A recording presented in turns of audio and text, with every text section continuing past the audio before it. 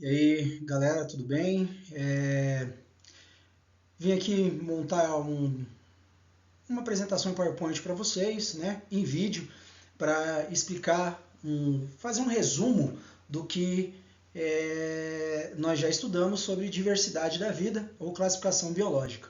Né? Então, esse resumo, espero que ele ajude vocês a estudarem um pouquinho mais, a tirarem um pouquinho as suas dúvidas, as suas angústias, né? Porque nesse tempo de coronavírus e de pandemia, a gente está aí enclausurado em nossas casas, então achei um jeito de chegar até vocês em relação às aulas, né? Então a gente está tentando aí, claro, fazer aula de maneira um pouco mais diferenciada, ao qual resolva um pouco melhor essa angústia que vocês têm em relação ao conteúdo de vocês.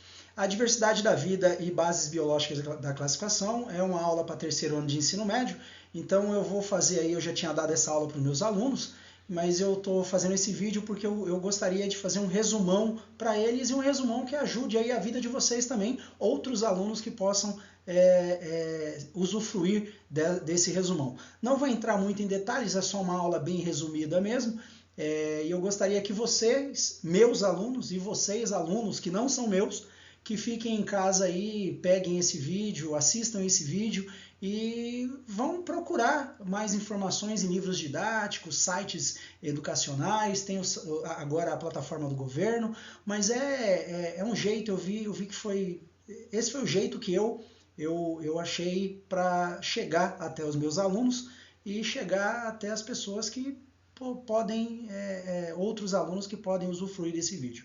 Então, a aula de hoje é de diversidade da vida e bases biológicas de classificação. Quando a gente fala de classificação, e aí classificação dos seres vivos, a gente fala, lógico, de tentar agrupar esses seres vivos em alguns grupos ao qual nós podemos diferenciá-los. Né? Porque o que é classificar? Classificar para quê? Classificar para separar, classificar para diferenciar. A classificação biológica ela começou aí muito tempo atrás, começou com Aristóteles.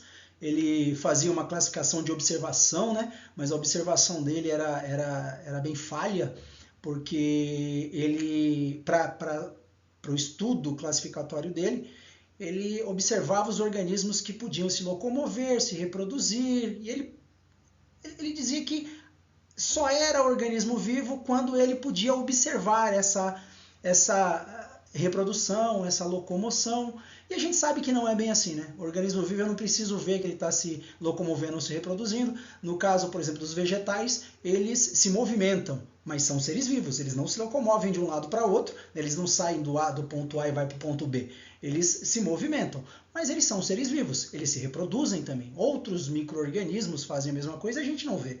Então, essa classificação biológica de Aristóteles ajudou a classificação biológica de Linneu, né, que é um dos cientistas que a gente mais pega, aí, que mais cai em vestibular, né, a gente mais dá exemplos em sala de aula, falando da sua classificação. A classificação biológica linneana, eu costumo dizer que é linneriana, mas enfim, acho que nem existe essa palavra, mas vamos embora.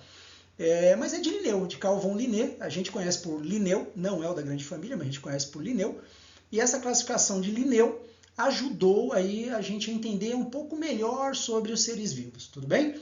E aí a gente dá uma olhadinha no próximo slide, que ele vai mostrar para a gente essa classificação biológica, lembrando que a classificação biológica ela vem, né, de reino, filo, classe, ordem, família, gênero e espécie, que é uma classificação aí postulada, atribuída a Linneu, né?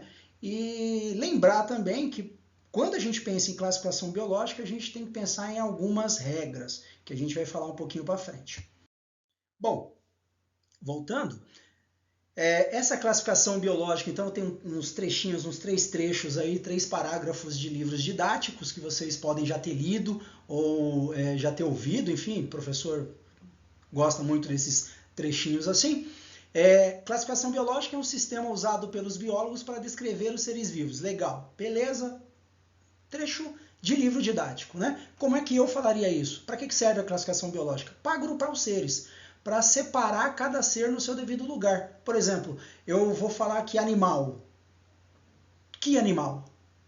Se eu pegar um peixe ou pegar um gato, são animais, mas são animais diferentes. Para isso é que serve a classificação biológica, para separar o peixe do gato, para falar, ó, peixe tem essas características, vive nesse habitat, nesse ecossistema, o gato tem essas características, vive nesse habitat, nesse ecossistema. É para isso que serve a classificação biológica, né? Essa classificação cientificamente também é conhecida como taxonomia. Então, taxonomia é o estudo da classificação biológica. Agora, quando a gente vai fazer, né, exercícios de classificação biológica, a gente vê que tem escrito, tem uma regrinha de classificação biológica que vai de reino a espécie, que foi o que eu disse anteriormente, que é reino, filo, classe, ordem, família, gênero e espécie. Bom, se a taxonomia é o estudo da classificação biológica, é o estudo dessas características, cada posição, cada taxon desse, e taxon é o reino. O que é reino? Reino é o taxon. O que é filo? É o taxon.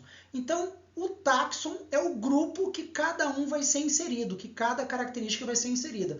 Taxonomia é o estudo e taxon é o grupo que cada característica vai ser inserida. E aí vocês podem ler aí nesse slide, taxonomia é o processo que descreve a diversidade dos seres vivos, né? Então, estudo dos seres vivos. E o que é taxon? São os grupos, né, grandes ou um só indivíduo. Então, quando eu falo de um grupo grande, o reino, um grupo grande de reino, ou quando eu falo só do peixe, o taxon do peixe, né, um só indivíduo. Tudo bem? Só para ver a diferenciação de um de outro. Quando a gente fala aí de classificação, a gente vê que o reino ele é abrangente, né? Animal. Que animal? Aí eu vou ter que caracterizar que animal eu estou falando, dando características, dando informações para eu saber do que eu estou falando. Quando eu chego lá no final da minha classificação, tem reino, filo, classe, ordem, família, gênero, espécie. Quando eu chego na espécie, eu estou dizendo de um animal específico. Eu já estou falando que animal é esse. Eu não preciso mais procurar nenhuma classificação porque eu sei que é o animal que eu quero, né? Então esse nome específico, ele me dá a caracterização, me dá qual é o animal. E o que é conceito de espécie? A grosso modo, o que eu costumo dizer para meus alunos, que espécie é todo organismo vivo que quando intercruzado, quando ele cruza com outro organismo da mesma espécie, ele gera descendente fértil. Exemplo, quando um cavalo, né, cruza com uma égua, gera um potro. Então, cavalo, égua. Eu não posso pegar um cavalo e cruzar com uma vaca. Não são da mesma espécie. E não vão dar descendentes férteis ou nem vai dar descendente. Então, quando eu falo conceito de espécie, é quando organismos da mesma espécie intercruzam entre si e dão origem a descendentes férteis. Tudo bem? Aí no próximo slide a gente vai ver, aí nesse slide a gente vê aquela caracterização de taxon, né? Então o reino é um taxon, o filo é um taxon, a classe é um taxon, o gênero é um taxon e por aí vai. O estudo de todos esses taxons é a taxonomia.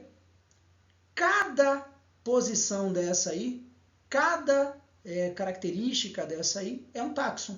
E o estudo de todas as posições, todas as características é taxonomia. Então nós temos aí, vocês podem ver que o reino, ele é abrangente, ele é muito grande, né? O filo já vai dando uma característica diferenciada, você já vai sabendo. Por exemplo, filo, né? Eu vou falar de cordado e quando a gente vai falar de filo, de se tem coluna vertebral ou não tem coluna vertebral, aí é vertebrata, invertebrata. Então, quando eu falo, olha, coluna vertebral, aí tem o cordado, e cordado origina a coluna vertebral. Então, eu vou pensar em todos os animais que têm coluna vertebral. Animal que não tem coluna vertebral, eu tiro fora da minha classificação ou fora do meu estudo. Por isso é a taxonomia, por isso serve os taxons. E a espécie é um nome específico, né? É o que nos dá já a característica final de qual animal eu estou falando. O próximo slide a gente vai ver uma classificação biológica e eu explico melhor. Nesse slide aí está um pouquinho desfocado, mas dá para ver, né? Dá para ver, é um slide que até ele é legível. Nós temos 3 organismos, 3 espécies para caracterizar, para poder fazer a classificação biológica. Então eu tenho os taxons do meu lado esquerdo, né? Reino, filo, classe, ordem, família, gênero, espécie. E eu tenho todo o estudo, toda a classificação desses 3 espécimes aí, que é a minha taxonomia. A gente pode ver aqui, ó, reino, metazoa, metazoa, para homem metazoa, para barata metazoa. São animais, então são metazoários, né? Agora o milho é metáfita, é um vegetal, né? Fita é vegetal aí, que vem dos estudos biológicos, tá? Então a gente tem filo cordado, olha o que eu falei para vocês. O cordado, bom, o homem tem coluna vertebral, vertebral. Então é chordata ou cordata, né? É dado em latim. Vocês notem que tudo isso aí é dado em latim. E a gente vai falar um pouquinho sobre isso. Então o filo do homem é cordado, da barata é artrópoda, né? Porque de articulação, pés articulados, e do milho traqueófita. Traqueófita porque já tem vaso condutor de seiva. A gente fala muito isso em botânica, que é um assunto que eu ainda não entrei com os meus alunos propriamente dito. Iríamos entrar, mas por causa da quarentena deixamos aí para o segundo bimestre. Então, a gente tem a classe que é mamália, que são os mamíferos, né? Lembrando aí que não é mamífero porque mama, pelo amor de Deus, porque tem glândula mamália. Nós temos a classe insecta, das baratas, dos insetos, e a classe angiosperma, do milho. Angiosperma, porque já é uma evolução totalmente dos vegetais, que tem semente, vaso condutor, raiz, caule verdadeiro, raiz verdadeira, flor e fruto, né? A ordem é primata, dos homens, né? Os primatas, ortóptera, da barata, e gramíneas, do milho. Então, assim, é só para a gente saber um pouco o que é classificação biológica. Lembrando que reino, filo, classe, ordem, família, gênero e espécie é o meu taxon. E toda a minha classificação é a minha taxonomia. Tudo bem? Agora, pulando aqui para gênero e espécie, se vocês prestarem atenção, o nome que começa, o meu nome específico, a minha classificação específica, é o meu gênero. Então vocês podem ver que o gênero é Homo, aqui embaixo é Homo sapiens. Vocês podem ver aqui em cima que é Periplaneta e aqui embaixo o Periplaneta americana. O gênero aqui em cima do milho é Zea e aqui embaixo do nome científico é Zea mais. Então vamos ver essas características para entender, para aprender um pouquinho melhor. Então o gênero mais o nome específico, mais o nome específico da espécie, dá o nome da espécie inteiro, né? Então o gênero mais o nome específico dá o nome da espécie. E quando eu junto o gênero mais o nome específico, eu chamo de epíteto. Esse epíteto me dá a nomenclatura binomial. Vocês podem encontrar também a nomenclatura trinomial, tudo bem? Mas não deixa de ser epíteto. Então, o nome dado ao nome específico, o nome da espécie, que é a junção de gênero mais o nome específico, é epíteto. Vamos lembrar de algumas regras rapidamente aqui. Vocês notaram que a classificação está sendo dada em latim. E o latim, no tempo de Linneu, ele era muito falado. Então, chegou-se na conclusão que o latim seria melhor, porque em qualquer parte aí do planeta o latim seria entendido. E, na verdade, ele o é. Os nomes científicos são todos dados em latim até hoje. Então, em qualquer parte do mundo, uma pessoa culta, se você falar Zea mais, ela vai saber que é milho, né? Canis familiares, canis lupus, enfim, canis latrans, eles vão saber o que é. Caso vocês não saibam, pesquisem esses nomes aí. Então, nós temos umas regras básicas. Nome científico, primeira letra maiúscula e o resto é minúsculo. Quando eu vou escrever, né, eu coloco um sublinhado, um traço embaixo, nunca um sublinhado total só, é sempre dividido. Sublinha embaixo do Homo, sublinha embaixo do Sapiens. Tudo bem? Essa é a regra de Linneu, lembrando que é a nomenclatura binomial ou binomial. Próximo slide. Quando a gente estuda a classificação dos seres vivos, a gente tenta entender um pouco sobre os organismos, sobre os animais, os vegetais, as bactérias. E para entender um pouco sobre isso, a gente estuda os 5 reinos. A classificação biológica ela serve para dar um empurrãozinho para estudo de 5 reinos. O que são os 5 reinos? Os 5 reinos foram necessários para poder fazer essa taxonomia de maneira adequada, né? O reino animal, o reino vegetal, vocês viram ali no slide anterior que nós tínhamos 2 animais e um vegetal. Então é reino animal, reino vegetal, que na verdade a gente chama de reino animalia, reino planti, né? Plantae, não, plante, animalia, animalia. Então, os 5 reinos nós temos. O primeiro reino a ser estudado são os organismos do reino Monera, são as bactérias e as algas azuis, ou chamadas de cianobactérias. O reino protista, que é dividido em protozoários e algas, né? As algas não são vegetais, são protistas. E nós temos o reino fungi, que são todos os fungos. Nós temos aí a evolução para o reino plante e, por final, nós temos aí o reino animal, tá? No próximo slide a gente vê direitinho isso aí. Bom, voltando aqui, vocês podem ver, aí nós temos a classificação dos 5 reinos com alguns exemplos de organismos. No canto superior aí direito de vocês, começando da direita para a esquerda, nós temos o reino Monera. Reino Monera, conforme eu falei para vocês, é das bactérias e das cianobactérias ou algas azuis. A primeira alga aí, se a gente for falar de evolução, a primeira alga apareceu no planeta, até porque lá no segundo ano nós descobrimos que as células são divididas em procariontes e eucariontes, seu estudo, né? A procarionte é uma célula do reino Monera, são as bactérias e as cianobactérias. Isso porque as procariontes não possuem núcleo, né? E são unicelulares. Todos os organismos desse reino são unicelulares e são procariontes. Então, as bactérias e as algas azuis.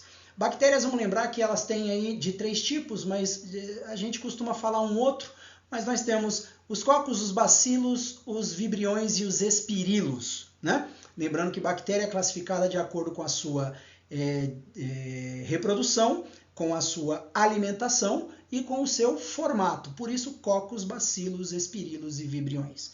Tudo bem? Aí nós temos uma evolução desse reino Monera, que é protista, né? Unicelular.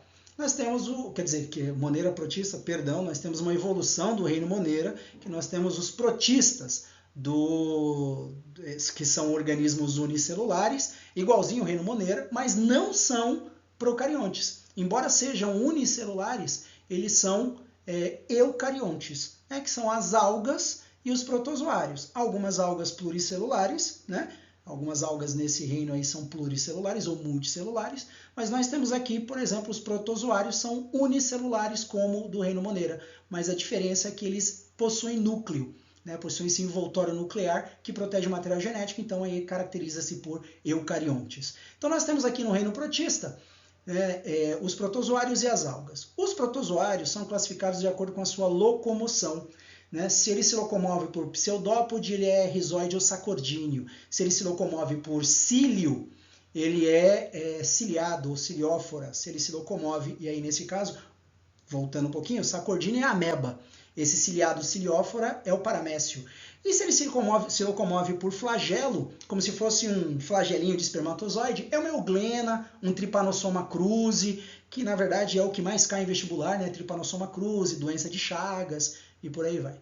E nós temos os esporozoários, são protozoários que não se locomovem. Plasmodium, que dá aí, nós temos o falciparum, o vivax, o malária, né? Então cai muito o protozoário esporozoário, que é o plasmodium, em vestibular, que fala da malária, e cai muito o protozoário Trypanosoma cruzi, que fala muito de doença de Chagas. Pesquisem sobre essas duas doenças, infecção, enfim, tratamento, e por aí vai. E nós temos as algas, né, que a gente divide as algas em algas rodofícias, clorofícias, feofícias, né? Então, alga azul, alga parda, alga vermelha, alga dourada, tudo bem? Isso é um assunto para as próximas aulas. E na evolução do reino protista, nós temos o reino fungi, que os fungos, eles não são nem protozoários, nem vegetais e nem animais, né? É um reino à parte aí, mas são organismos extraordinários, são organismos que são saprófitos, né? Ou sapróvoros, eles fazem decomposição, então eles participam do processo de decomposição. Esses fungos são divididos em cogumelos, leveduras e mofo, né, que é o bolor aí, né, o mofo, o bolor. Mas esses fungos, eles são classificados por essa sua morfologia, né? E a classe dos fungos são, se eu não me engano, são os basidiomicotas, os zigomicotas e os ascomicotas. Esses fungos são, hoje, a gente pode dizer que são um dos maiores organismos do nosso planeta, né? Porque eles têm uma estrutura de frutificação chamada de hifa, que quando ela se ramifica, ela pode se ramificar por vários quilômetros ou vários metros aí pelo solo a partir de um fungo só. Quando eu tenho esse corpo, como é o caso do cogumelo, a gente chama de Basidium miceto, ou Basidium micota, é um corpo de frutificação dele. E os fungos são importantes para a natureza, né, para o ecossistema, né, para o ambiente pela decomposição, e é importante na parte de industrialização, que é para alimentícia, produção de remédios, e por aí vai. Tudo bem? Cosméticos. Também é o caso de algumas algas, né? Evoluindo aí dos fungos, do reino fungi, nós temos o reino das plantas, ou plante. Né? O reino das plantas, aí a evolução, o estudo evolucionário dela, parte do princípio da menos evoluída para mais evoluída, que é o caso aí de toda evolução. Né? E se a gente for falar de uma menos evoluída, mas aí eu não gosto muito dessa palavra, porque musgo, ele é bem evoluído. Então nós temos 4 classes aí para trabalhar em cima do reino plant. As briófitas, que são plantas que vivem em água, meio aquoso, meio úmido, e elas não possuem raízes verdadeiras, elas têm um corpo de frutificação, um corpo de inflorescência, né? Ela não possui aí um caule verdadeiro, até porque ela não tem vaso condutor de seiva. Na verdade, briófita não possui raiz verdadeira, vaso condutor de seiva. Se não tem vaso condutor de seiva, não tem tronco totalmente especializado, né? Ela pode ter uma haste aí, mas não tronco, enfim, não um corpo aí para transportar a seiva. Não tem semente, não tem flor e não tem fruto. Vive em água, vive meio aquoso, meio úmido. A evolução das briófitas são as pteridófitas. As pteridófitas são as samambaias. Eu poderia dar o exemplo de avenca, mas a grande maioria de vocês nem conhecem, nunca viu uma avenca, né? Adolescente nunca viu esse tipo de coisa. Então samambaia é mais fácil porque ou a avó tem, ou a mãe tem, ou a bisavó tem, ou ela viu no mato. Foi passear e viu aí uma samambaia. É difícil não saber o que é uma samambaia. Mas qual é a diferença da pteridófita para a briófita? É que a pteridófita já começa a ter vaso condutor de seiva e um caule aí verdadeiro. Embora tenha vaso condutor de seiva e caule verdadeiro, não tem semente, não tem flor e não tem fruto. E aí a gente passa para a evolução vegetal para as gimnospermas. Né? Gimnosperma é semente nua, a grosso modo. Aí. Na verdade, uma tradução aí de gimnosperma é semente nua. O que isso quer dizer? Que essa semente não tem uma fruta ou um fruto protegendo ela. Essa gimnosperma já tem um caule bem colmoso, um caule muito grande, raízes profundas, né? Uma raiz que puxa nutriente do solo, vai para aquele caule totalmente frondoso, totalmente grosso, tem um vaso condutor de seiva totalmente especializado para transportar seiva bruta e elaborada, né? E por falar em seiva bruta e elaborada, nós temos a diferenciação. A seiva bruta, ela tem água e sais minerais, a elaborada, ela vem com matéria orgânica proveniente da fotossíntese, né? E quem carrega essa seiva são os vasos condutores, chamados de xilema e floema, ou vaso lenhoso e liberiano. Tudo bem? Essa gimnosperma, então, ela tem semente e flor, mas não dá origem a fruto, porque a flor dela tem o ovário incompleto. Esse ovário não dá origem ao fruto. Tudo bem? Evoluindo aí de gimnosperma, nós temos as angiospermas. Então, as angiospermas são as árvores frutíferas. Né? O que é uma árvore frutífera? Né? Uma mangueira, uma laranjeira, uma goiabeira. Então, fruta, fruto. Aí vai do seu entendimento do que é cada estrutura dessa. Então, qual é a grande diferença entre angiosperma e gimnosperma? A angiosperma está no topo da cadeia evolucionária aí dos vegetais, porque ela é um vegetal mais completo. O seu ovário já funciona, o seu ovário hiperatrofia e dá origem, na verdade, o seu ovário é verdadeiro. Ele hiperatrofia e dá origem ao fruto, a fruta, que vai proteger a semente, que é o embrião. Né? Então, ela tem tudo que a pteridófita e a gimnosperma têm, e ela evoluiu a sua flor. Então, ela tem raiz, tronco, ou caule, né? Tem vaso condutor de seiva, tem semente, tem flor e tem fruto. Tudo bem? E a gente parte para o último reino, que é o reino animalia.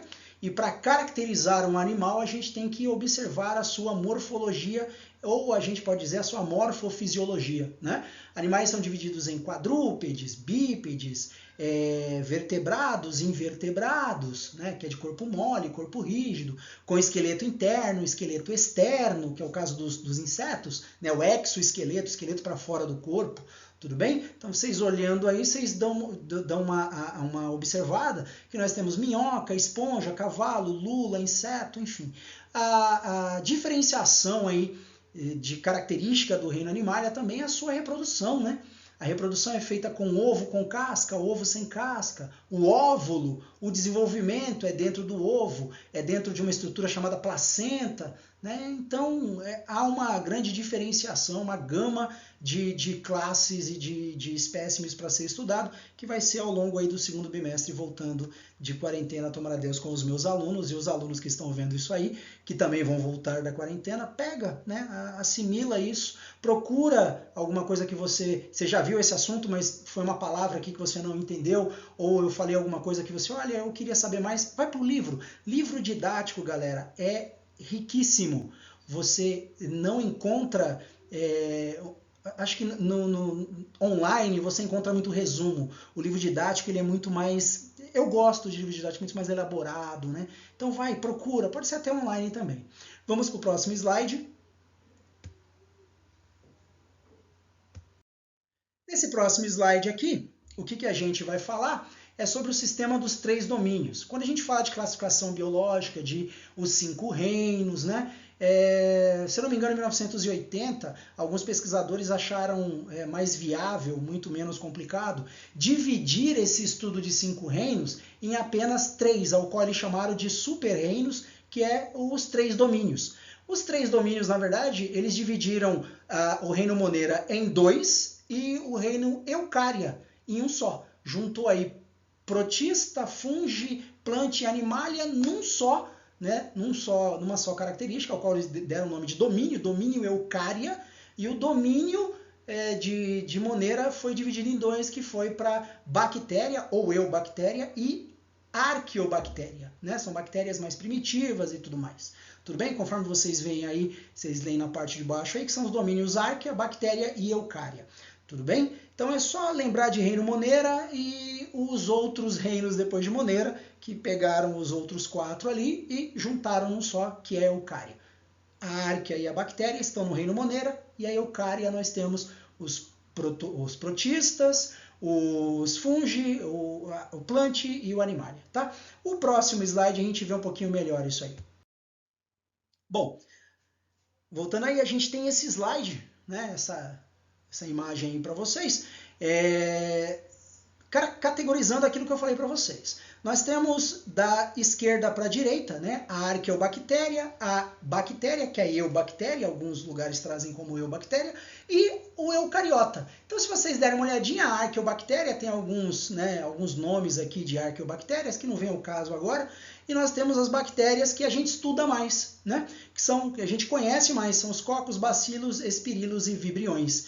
Essas bactérias aqui é que a gente estuda mais, é que a gente sabe mais. Por exemplo, Caseixiroda, lactobacilos vivos, o próprio kefir, né, que eu cultivo em casa, tomo iogurte quase todo dia, é muito bom para a flora intestinal.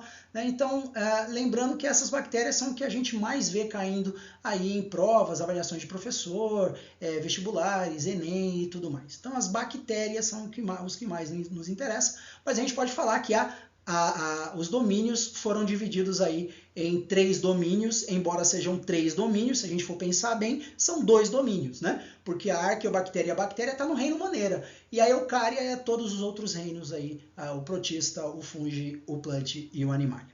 Então a gente indo para uma evolução aí crescente, né, nessa horizontal, nós temos a eucariota, que está dividida em protista, fungo, animais e plantas. Tá? Falando uma coisinha de vegetais, os vegetais terrestres, eles são evoluções de algas. Tá? Então vocês procuram essa informação aí que é muito interessante. Tudo bem? E aqui nos protistas a gente tem toda a gama de explicação, toda a gama de protozoários, algas, né, que a gente já conhece. Os fungos ali, foi o que eu falei para vocês, basidiomicetos, ascomicetos, zigomicetos, né? Os animais, aí a gente tem quinidário, aí aparece a bilateralidade, temos os crustáceos, artrópodes, os vertebrados, os moluscos, enfim, isso aí na verdade, são os 3 domínios. Se a gente girar essa imagem e deixar ela em pé, esse exemplo vira uma filogenia, que é uma árvore filogenética, que é o assunto dos próximos slides, tudo bem? Então nós temos aí a árvore filogenética. A imagem anterior, se eu girar ela, deixar ela em pé, eu estudo uma árvore filogenética, que nada mais é que a relação de parentesco entre os seres vivos. A filogenia é o estudo desse parentesco, partindo sempre de um ancestral comum. O que é um ancestral comum? Ancestralidade. Quem veio antes da gente, quem deu origem a gente. Como, por exemplo, uma célula procarionte deu origem a uma célula eucarionte, com a invaginação do seu mesossoma e tudo mais. Tudo bem? Então, o próximo slide aqui, ó. Esse slide mostra muito bem aquilo que eu falei para vocês da árvore filogenética. Essa árvore filogenética nos mostra aquilo que nós vimos anteriormente. Um ancestral comum nessa base estranguladinha, bem na base da minha árvore, né, como se fosse a base do tronco. E eu tenho a arqueobactéria do lado direito, canto inferior, e a eubactéria do lado esquerdo, canto inferior. Eubactérias são as bactérias, né? E as arqueobactérias são aquelas bactérias mais primitivas, sulfurosas, enfim. As eubactérias, cocos, bacilos, vibriões e espirinos. Essa do reino Monera, que vocês podem ver aqui do lado do canto, do lado direito, canto inferior em vermelho. Reino Monera, arqueobactéria e eubactéria, ou bactérias, evoluem aí, seguem a seta, né? Subindo, evolui para o reino protista.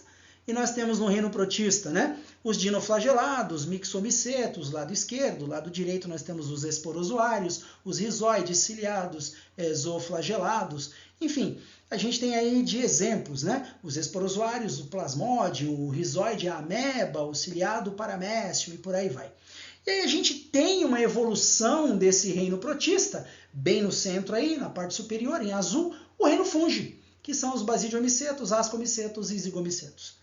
Se a gente dá uma olhada do lado direito aqui de vocês, o reino animalia evoluiu a partir desse reino protista que é relacionado com micro-organismos parecidos com animais. São as amebas, os ciliados e tudo mais. Já do lado esquerdo, os vegetais evoluíram daqueles protistas que se parecem muito com vegetais, que são as algas, né? São organismos parecidos com algas, como os mixomicetos e os dinoflagelados. E aí a gente dá uma olhada aqui na evolução de ambos, vamos para o lado esquerdo, né? As algas castanhas, avermelhadas, verdes, não é verdade? E aí subindo nós temos as filicíneas, né? Tem ali as pteridófitas, a samambaia, tem a briófita saindo dos mixomicetos, é uma evolução dele, né? A gimnosperma e a angiosperma. E do lado direito aqui, a gente pode ver a evolução dos animais a partir dos protistas que se parecem muito com animais, são as amebas, os paramécios. E aí a gente vê aí os poríferos, primeiro animal a aparecer na face da Terra, as esponjas marinhas, os espongiários. Todas essas classes eu verei com os meus alunos, voltando aí a partir do dia 22 até o dia 30 de abril. Então, provavelmente eu vou postar outras aulas em relação a essa aí e todos os assuntos que eu ainda não falei para os meus alunos. Tudo bem? Por hoje é só. Eu agradeço aí a presença e na verdade eu agradeço a atenção de vocês e para os meus alunos, por favor, continuem estudando, façam os exercícios, fiquem em casa, só sai de casa se for necessário. Na verdade, vocês nem deveriam sair de casa. Usem aí agora, estão dizendo para usar máscara, mas um abraço, muito obrigado.